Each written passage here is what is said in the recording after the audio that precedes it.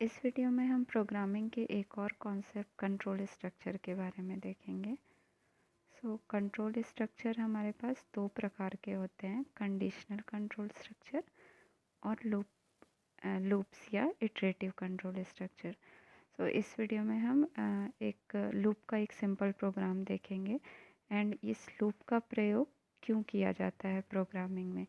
जब भी हमारे पास कोई भी काम रिपीटेटिव करना होता है, मीन्स एक ही काम को बार बार या एक ही लाइन ऑफ कोड को बार बार लिखना होता है, तब हम लूप का यूज़ करते हैं।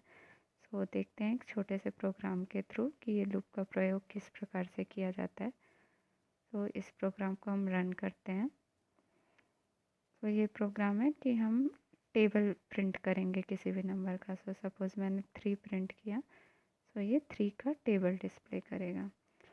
नेक्स्ट सपोज़ मैंने यहाँ पे 7 एंटर किया, तो ये 7 का टेबल प्रिंट करेगा। अब देखते हैं कि इसके लिए हमको कोड किस तरीके से करना है। पहले हम इसका एग्जिस्टिंग कोड को हटा देते हैं एंड देखेंगे कि लूप की ज़रूरत क्यों पड़ रही है हमको प्रोग्रामिंग में। सबसे पहले अभी मैंने एग्जिस्टिंग कोड डिलीट कर दिया है। अब इसको रन करके देखते हैं। यहाँ पे मैंने जो भी नंबर डाल रहे हैं, यहाँ पे अभी टेबल हमको नहीं आ रहा है। अब इस प्रोग्राम के लिए कोड करते हैं। सबसे पहले हम यहाँ पे जो नंबर डाल रहे हैं, मीन्स ये हमारा है टेक्स्ट 1। ये जो टेक्स्ट बॉक्स 1 है, इस टेक्स्ट बॉक्स में जो भी नंबर डाल रहे हैं उस नंबर की वैल्यू मल्टीप्लाई होगी 1 से, देन मल्टीप्लाई होगी 2 से, 3 से, इस तरीके से 10 तक मल्टीप्लाई होगी और इस लिस्ट बॉक्स में हमको आंसर दिखते जाएगा। जब हम ये बटन प्रेस कर रहे हैं तब हमको यहाँ पे टेबल प्रिंट होके आ रहा है। इसलिए हमारे ये बटन को प्रेस करने पर ये प्रिंट होके आ रहा है। हम लोग कोड करेंगे इस बटन पे। सबसे पहले क्या करते हैं, हमको इस टेक्स्ट बॉक्स में जो वैल्यू है वो वैल्यू पिक करनी है। वैल्यू पिक करने के लिए हम एक वेरिएबल लेंगे। विजुअल बेसिक में वेरिएबल डिक्लेयर करने के लिए डिम कीवर्ड का यूज़ किया जाता है। उसमें हम कोई भी नंबर एंटर कर रहे हैं, तो नंबर के लिए मैं एक वेरिएबल ले लेती हूँ नम एज, ये नंबर हमारे पास इंटीजर होगा, तो नम एज इंटीजर। ओके, अब हमें क्या करना है, इस नंबर को मल्टीप्लाई करते जाना है और इस लिस्ट बॉक्स में वैल्यू डालते जाना है। तो यहाँ पर हमने सिंपल टेक्स्ट बॉक्स नहीं लिया है, यहाँ पर हम लिस्ट दिए हैं क्योंकि हमें ये लिस्ट के फॉर्म में सारी वैल्यू डिस्प्ले करके आनी है। यहाँ पर से हम ये लिस्ट बॉक्स लेकर आने के लिए अभी मैं इसको डिलीट कर देती हूँ। तो यहाँ पर हमें ये लिस्ट बॉक्स लेकर आने के लिए यहाँ पे हमारे पास ये कम्बो बॉक्स है, ये हमारे पास लिस्ट बॉक्स है। ओके, तो ये लिस्ट बॉक्स आप यहाँ पे ड्रैग एंड ड्रॉप कर लेंगे। ये हमारे पास ये लिस्ट बॉक्स बन गया। इसका फ़ॉन्ट थोड़ा सा बढ़ा देते हैं सो दैट हमारा जो डिस्प्ले है वो अच्छे से दिखाई देगा। यहाँ पे मैं इसको 15 सेट कर देती हूँ। अब यहाँ पे हम इसको कोड करते हैं। ओके, यहाँ पे हमने एक वेरिएबल ले लिया है नंबर, जिसकी वैल्यू होगी इंटीजर में। अब ये नम जो वैल्यू है वो कहाँ से पिक करेगा, ये टेक्स्ट बॉक्स से पिक करेगा। तो टेक्स्ट बॉक्स से पिक करने के लिए यहाँ पे हम लिख देते हैं text1 डॉट टेक्स्ट, पर हमें इसकी वैल्यू पिक करनी है। पिछले वीडियो में हमने देखा था कि यदि यहाँ पे हम text1 डॉट टेक्स्ट बस लिखते हैं तो इसको एज ए इंटीजर लेता है, एज ए स्ट्रिंग लेता है। तो इसको एज ए नंबर लेने के लिए हम यहाँ पे लिखेंगे वेर। इसकी जो भी वैल्यू है वो स्टोर हो जाएगी नम में। अब हमें क्या करना है, इस लिस्ट बॉक्स जो हमने ड्रैग एंड ड्रॉप किया है, इस लिस्ट बॉक्स में सारा टेबल प्रिंट कराना है। मीन्स सपोज हमने यहाँ पे 2 डाला तो 2 1s are 2, देन 2 इंटू 2 4, इस तरीके से ये लिस्ट बॉक्स में वैल्यू प्रिंट करके लानी है। तो अब हम यहाँ पे लिखेंगे लिस्ट बॉक्स में लानी है, तो लिस्ट के लिए एक फंक्शन होता है ऐड आइटम्स। तो ये ऐड आइटम्स में हम वैल्यू ऐड करते जाएंगे। तो हमें क्या करना है, इस नम को मल्टीप्लाई करना है 1 से। ये हमने डाल दिया। इसके बाद हमें सेम चीज़ क्या करनी है, रिपीट करते जानी है। मीन्स अब फिर से अगले आइटम के लिए हम इसको 2 से मल्टीप्लाई कराएंगे। नेक्स्ट आइटम को हम यहाँ पे 3 से मल्टीप्लाई कराएंगे। तो हम क्या कर रहे हैं, इस लाइन ऑफ कोड को हम बार बार लिख रहे हैं। सो इस रिपीटेटिव काम को कम करने के लिए ही, इस रिपीटेटिव काम से बचने के लिए ही हम लूप का यूज़ करेंगे। सो जब भी वाइवा क्वेश्चन पूछा जाता है कि हम इफ़ एल्स का यूज़ क्यों करते हैं या हम लूप का यूज़ क्यों करते हैं, तो हम लूप का यूज़ करते हैं जब भी हमें किसी लाइन ऑफ कोड को बार बार लिखना होता है। सो अभी लूप का यूज़ किस तरीके से करेंगे ये हम आगे देखेंगे। सो अभी मैंने यहाँ 4 तक कराया है। अब इसको रन करके देखते हैं। यहाँ पे जैसे हम 4 दबाते हैं, ये आ रहा है 4 8 12, ये इस तरीके से। 3 दबा रहे हैं तो ये 3 का वैल्यू लेके आएगा। तो इस काम को हमें अभी बार बार करना होगा। तो ये हमें कितने बार करना होगा, 10 टाइम्स। अब 10 टाइम्स तो चलिए हम यहाँ पे कर लेंगे, बट इसी तरीके से यदि कोई काम हमें 100 टाइम्स या 1000 टाइम्स करने हैं तो हम इस तरीके से लाइन ऑफ कोड को बार बार नहीं लिखेंगे। इस सिंगल लाइन ऑफ कोड को हम लिखेंगे लूप के अंदर, और वो उस लाइन को बार बार रिपीट करते जाएगा, और वो लाइन को तब तक रिपीट करेगा जब तक कि हम कंडीशन वहाँ पे देंगे कि ये लूप को कब तक चलाना है। तो अब ये काम हमको कब कैसे करना है ये हम स्टार्ट करते हैं। तो लूप चलाने के लिए हमारे पास ये बहुत सारे लूप के ऑप्शंस होते हैं। ये नोट्स में आपसे शेयर कर दूँगी, आप कमेंट में अपनी ईमेल आईडी डाल दीजिएगा, सो दैट मैं यहाँ पर से आपको आपकी ईमेल आईडी से यहाँ पे शेयर कर दिया जाएगा। तो हमारे पास ये बहुत सारे ऑप्शंस है। लूप हम इस तरीके से भी यूज़ कर सकते हैं, इस तरीके से भी यूज़ कर सकते हैं। तो अभी एक छोटा सा तरीका देखेंगे कि हम किस तरीके से वाइल लूप का यूज़ करते हैं। सो डू वाइल, तो सबसे पहले हमें बताना पड़ेगा कि पहली वैल्यू क्या होगी।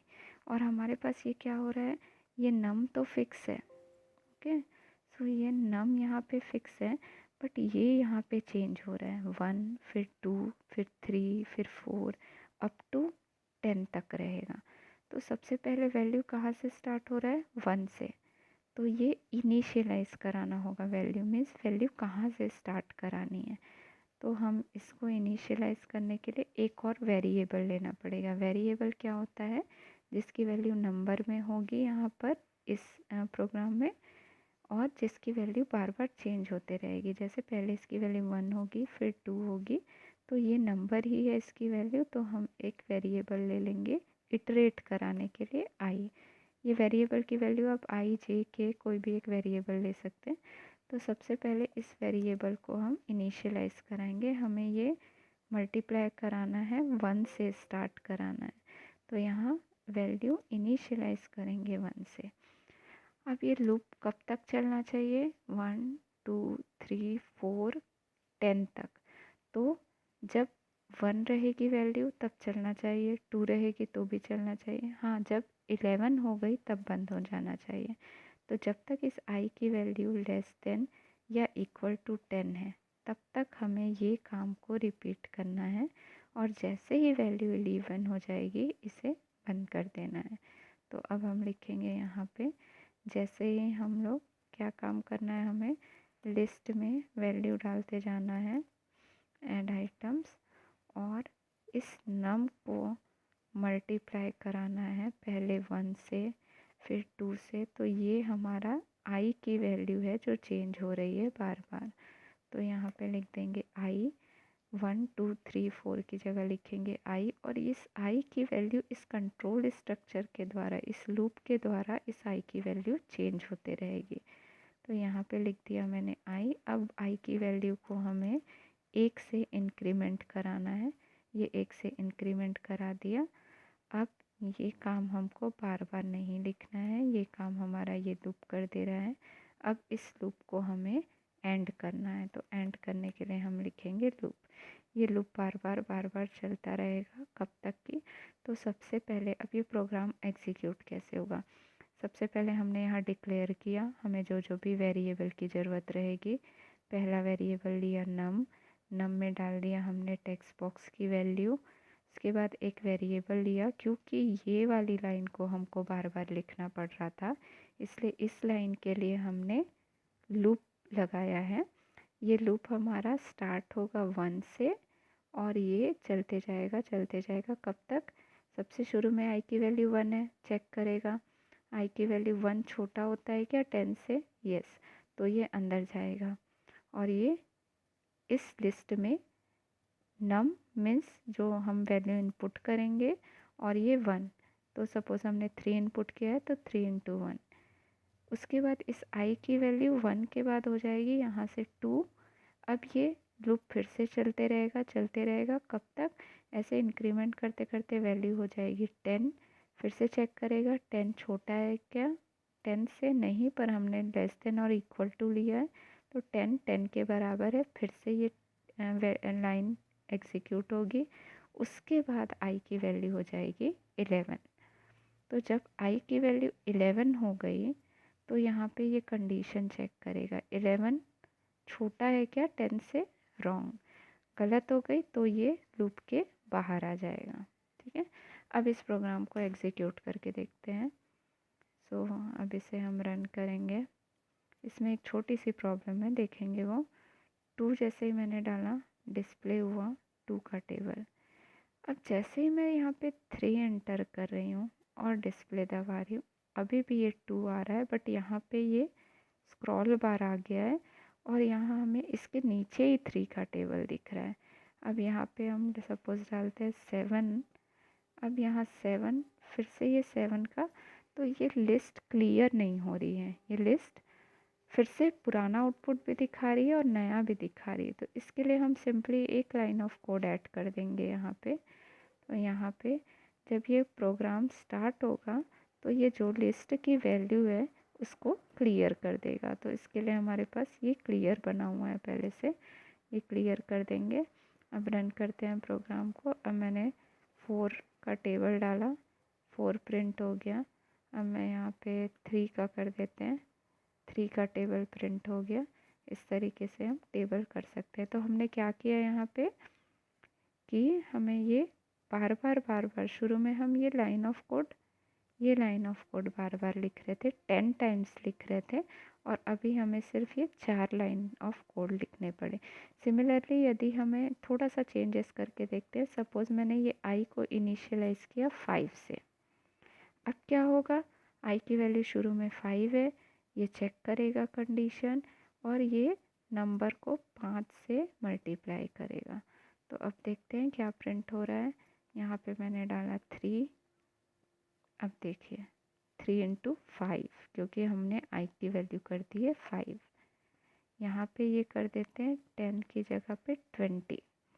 तो ये लूप कब तक चलेगा, 20 टाइम्स चलेगा। यहाँ पे देखते हैं 3, ये हमारा 20 टाइम्स चलेगा, 3 इंटू 20 60। ओके, तो ये सारा कि कितने बार रिपीट करना है, स्टार्ट कहाँ से करना है, हमें रिपीट कितनी बार करना है, इसी प्रोग्राम में एक छोटा सा और देखते हैं।